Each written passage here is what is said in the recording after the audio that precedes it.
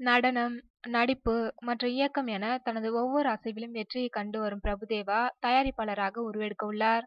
தனது தயாரிப்பு நிறுவனத்திற்கு பிரபுதேவா ஸ்டுடியோஸ் என பெயர் வைத்துள்ளார் பிரபுதேவா. நிறுவனத்தின் லோகோ முதற்கொண்டு தங்கள் உத்வேகத்தை பதிவு செய்யும் வகையில் அமைந்திருக்கும். பிரபுதேவா ஸ்டுடியோஸ் பிரைவேட் லிமிடெட் நிறுவனம் தாங்கள் தயாரிக்க இருக்கும் படங்களை பற்றிய அறிவிப்பை ஆகஸ்ட் 3ஆம் தேதி அறிவிக்க உள்ளனர்.